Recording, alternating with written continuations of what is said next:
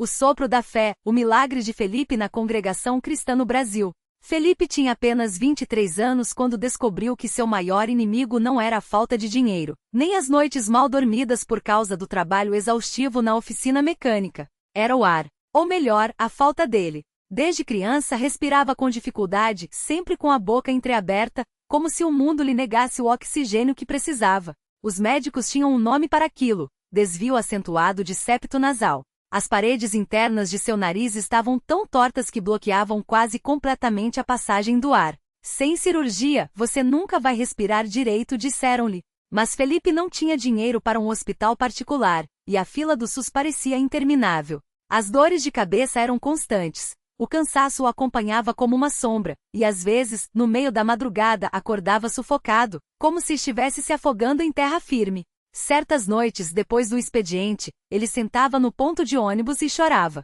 Não por pena de si mesmo, mas por raiva. Raiva de um corpo que o traía, de um sistema que o ignorava, de uma vida que parecia ter sido costurada com fios curtos demais. Foi numa dessas noites que ouviu, vindo de uma pequena sala alugada no andar de cima de uma padaria, vozes cantando sem acompanhamento de instrumentos. Não eram gritos, nem música alta. Era algo diferente, um coral de vozes unidas, graves e agudas, entoando algo que soava como um hino. Felipe subiu as escadas por curiosidade e, através da porta entreaberta, viu um grupo de pessoas vestidas com simplicidade, homens de camisa social e calça comprida, mulheres com saias longas e cabelos presos. Não havia banda, nem telão, nem palmas. Apenas um ancião de cabelo branco, de pé ao lado de uma mesa coberta com um pano branco, dirigindo o culto com voz serena. Vinde, adoremos ao Senhor, prostremo-nos aos seus pés, cantavam. Felipe ficou parado ali, encostado na parede, ouvindo. Não entendia bem as palavras, mas sentiu algo estranho, uma paz que não vinha de fora, mas de dentro. Como se aquele lugar tão simples, tão sem frescuras, guardasse um segredo. Quando o culto terminou, um irmão de rosto amável se aproximou. Você é novo por aqui, irmão? Perguntou com um sorriso que não parecia forçado. Eu, só estava passando, gaguejou Felipe. A casa do Senhor está sempre aberta. Se quiser voltar, serás bem-vindo. Felipe voltou. Não na semana seguinte nem no mês seguinte, mas 3 meses depois, quando a dor de cabeça o deixou de cama por 2 dias e o desespero bateu à porta. Dessa vez, entrou. Sentou-se no fundo, entre irmãos que não o conheciam, mas que o cumprimentaram com um aceno de cabeça respeitoso. O ancião leu um trecho da Bíblia, algo sobre a fé do tamanho de um grão de mostarda, e então pediu que os presentes orassem. Não era uma oração decorada, nem cheia de palavras bonitas. Era uma conversa sincera com Deus, como quem fala com um pai. Senhor, sabemos que tu és poderoso. Que os enfermos aqui presentes sintam teu toque. Que os corações aflitos encontrem paz. Em nome de Jesus, amém. Felipe sentiu os olhos ardendo. Ninguém ali sabia seu nome nem sua dor, mas aquelas palavras o atingiram como uma flecha. Quando o ancião perguntou se havia alguém que quisesse dar um testemunho ou pedir oração, ele hesitou. Suas mãos suavam.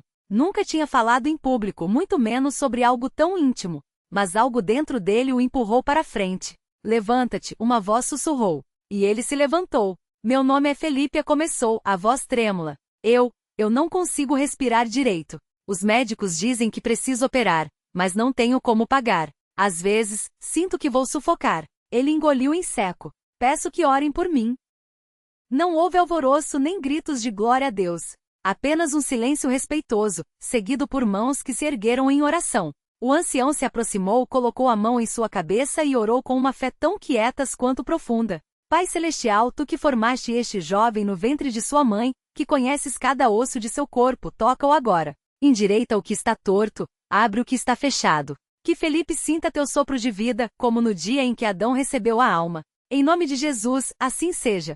Felipe fechou os olhos. E então, algo aconteceu. Não foi um raio nem um trovão. Foi uma sensação estranha, como se um dedo invisível tivesse percorrido o interior de seu nariz suavemente, mas com firmeza. Ele sentiu um estalo, não doloroso, mas libertador, seguido por uma onda de ar fresco enchendo suas narinas. Abriu os olhos, assustado. Respirou fundo. E então, pela primeira vez em anos, o ar entrou. Sem esforço.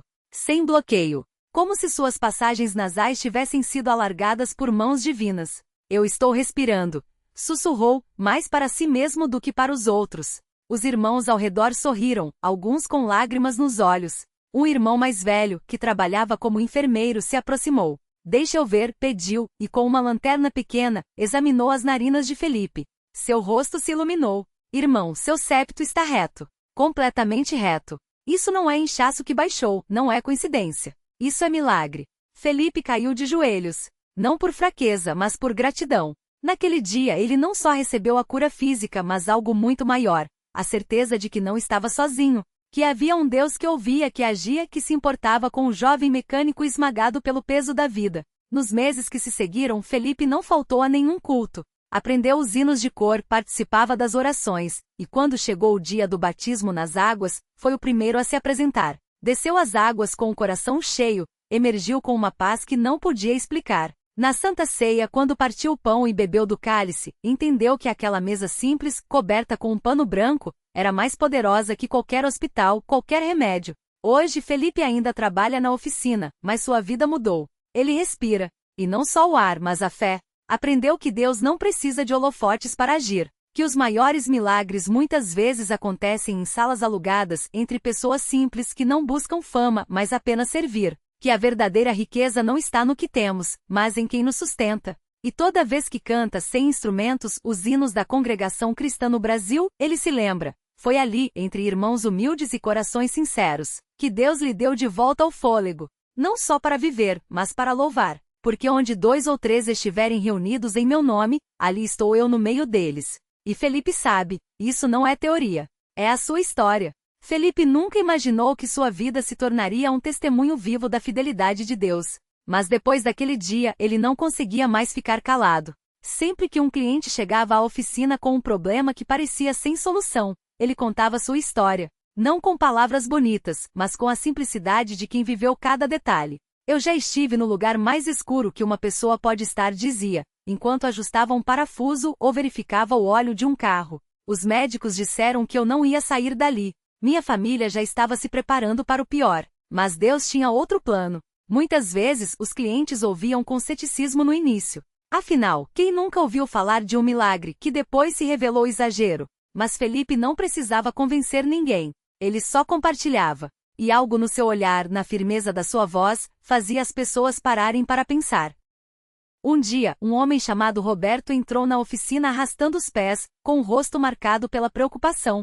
Seu filho de 8 anos, Lucas, estava internado há semanas com uma doença rara nos rins. Os médicos falavam em transplante, em listas de espera, em probabilidades que mais pareciam sentenças. Já não sei mais o que fazer, confessou Roberto, segurando um papel amassado com os resultados dos exames. Minha esposa chora todas as noites. Eu me sinto inútil.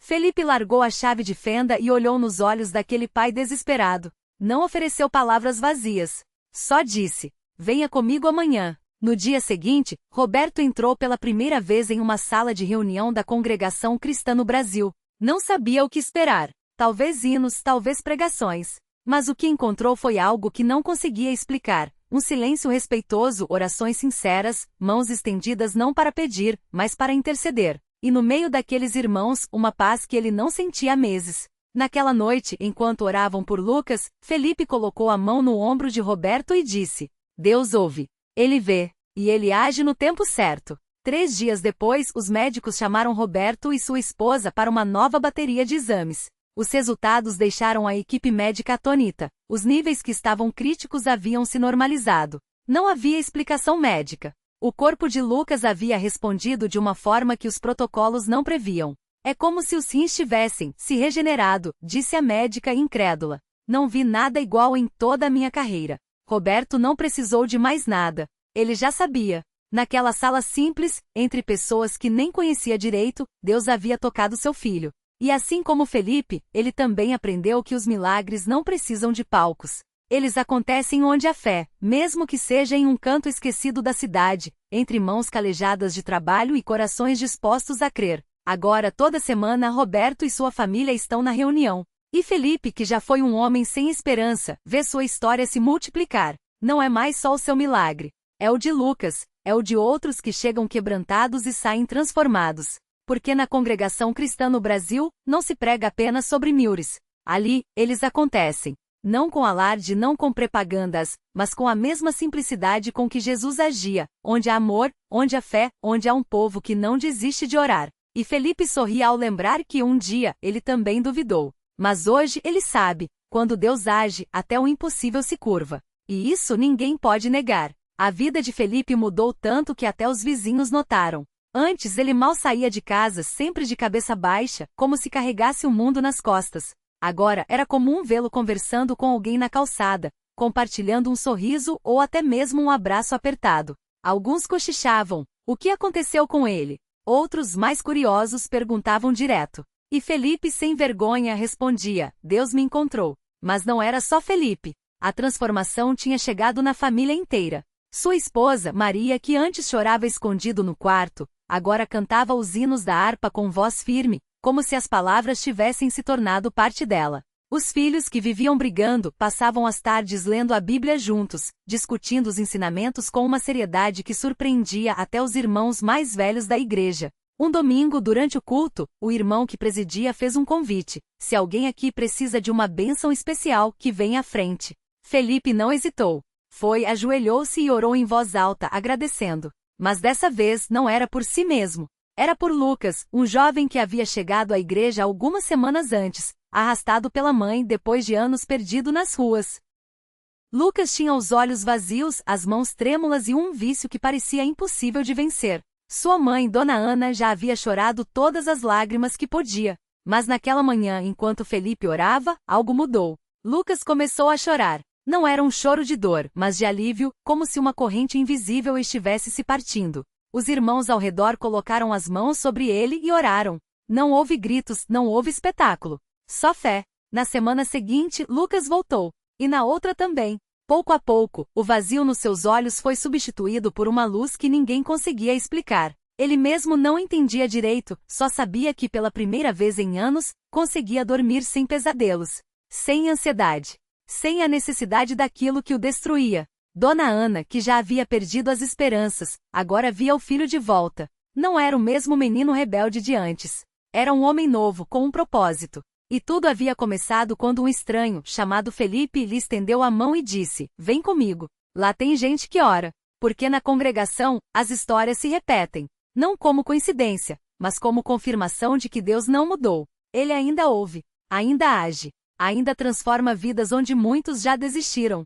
E assim, entre hinos cantados com o coração, mãos levantadas em súplica e lágrimas de gratidão, o milagre continua. Não é coisa de um dia, não é coisa de um homem. É coisa de Deus, trabalhando através de um povo simples, que acredita que a fé move montanhas, mesmo quando ninguém está olhando. Naquela mesma noite, enquanto o culto seguia com os irmãos louvando a Deus pelos milagres já vistos, um homem entrou na congregação pela primeira vez. Seu nome era Carlos, e ele carregava um peso que nem mesmo os mais próximos conseguiram perceber. As marcas no rosto, escondidas por uma barba mal cuidada, contavam uma história de brigas e noites sem sono. As mãos trêmulas seguiam a batida do tamborim, como se o ritmo pudesse, por um instante, acalmar a tempestade dentro dele. Ele não veio por vontade própria. Foi uma irmã da igreja, Dona Maria, que o encontrou sentado na calçada, com uma garrafa vazia ao lado e os olhos perdidos no nada. Filho, vem comigo, ela disse, com a mesma firmeza tranquila de quem já viu Deus fazer o impossível.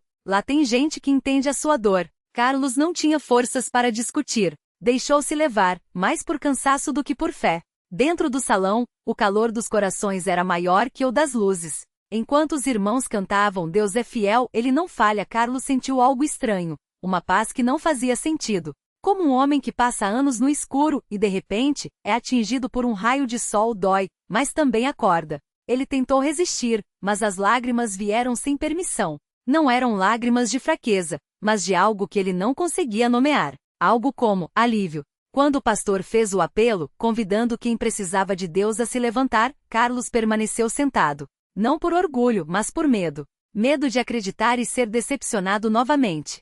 Medo de que aquela sensação boa fosse só mais uma ilusão. Mas então, uma criança, um menino de não mais que 10 anos, se aproximou dele e com uma voz firme demais para sua idade disse: Tio, Jesus está chamando o Senhor. Levanta. Aquilo foi como um empurrãozinho do céu. Carlos se levantou, trêmulo, e deu os primeiros passos em direção ao altar. Não sabia orar direito, não conhecia as palavras certas, mas quando o pastor impôs as mãos sobre sua cabeça, ele sentiu algo queimar por dentro, não como fogo que destrói, mas como fogo que purifica. E então, entre soluços, as palavras saíram sozinhas: Deus, se o Senhor existe mesmo, me tira dessa vida. Eu não aguento mais.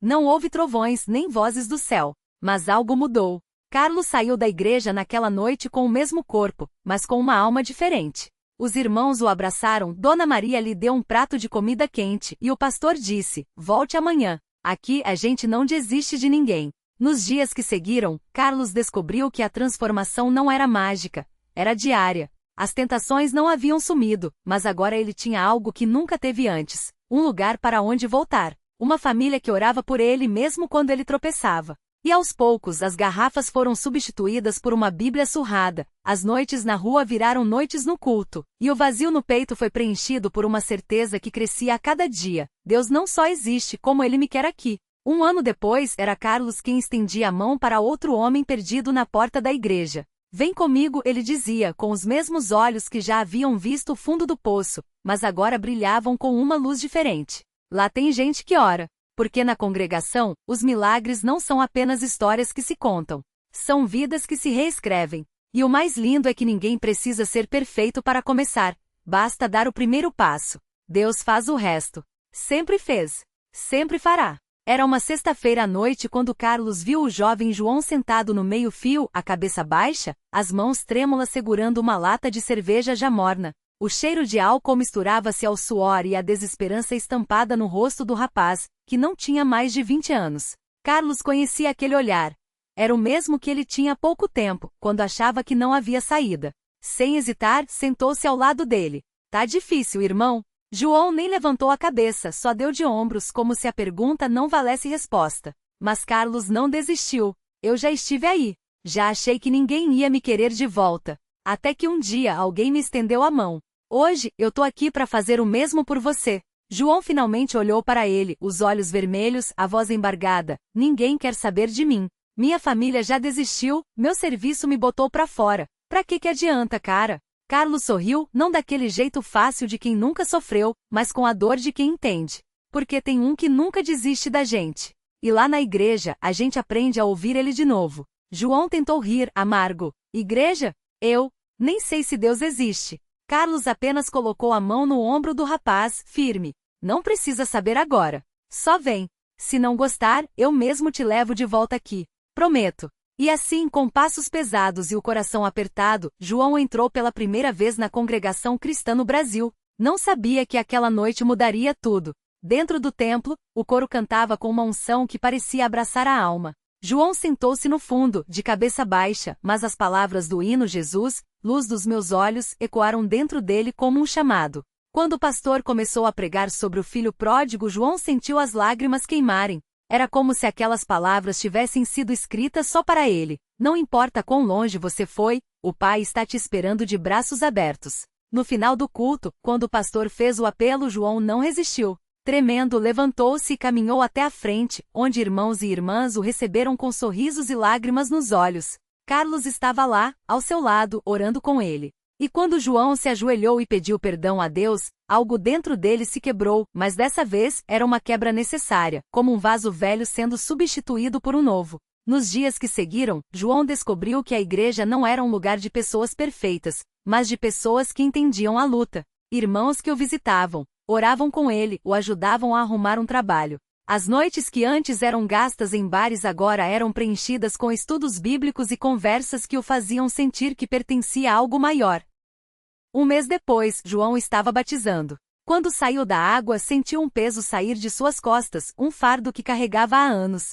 Sua mãe, que havia desistido de esperá-lo, estava lá, chorando de joelhos, agradecendo a Deus. Pensei que tinha perdido você para sempre, ela sussurrou. João a abraçou forte. Mas Deus não desistiu de mim, mãe. E agora eu também não vou desistir. Hoje João é um dos jovens mais ativos na congregação. Ele ajuda na escola bíblica, visita os doentes e, assim como Carlos fez com ele, estende a mão para outros que ainda estão perdidos. Se Deus mudou minha vida, pode mudar a de qualquer um, ele diz, com a convicção de quem viveu o milagre. Porque na congregação, os milagres não são coisas do passado. Eles acontecem todo dia, nas vidas que se rendem, nos corações que se abrem, nas famílias que se reconstruem. Não é preciso ser santo para entrar, basta ser sincero. O resto, Deus faz. Sempre fez. Sempre fará. O milagre completo. Aqueles braços que outrora empunhavam facas e ódio agora seguravam Bíblias e esperança.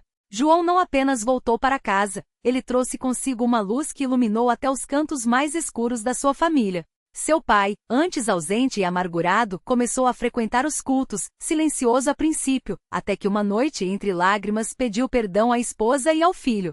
Sua mãe, cuja fé nunca vacilou, viu o milagre se multiplicar. O filho que ela chorou de joelhos agora liderava jovens como ele, provando que nenhuma vida está além do alcance de Deus. Anos depois, em um culto lotado, João batizou Carlos, o mesmo homem que em uma noite de desespero, lhe estendeu a mão em vez de um julgamento. Você me salvou, disse Carlos, emocionado. João sorriu, não fui eu.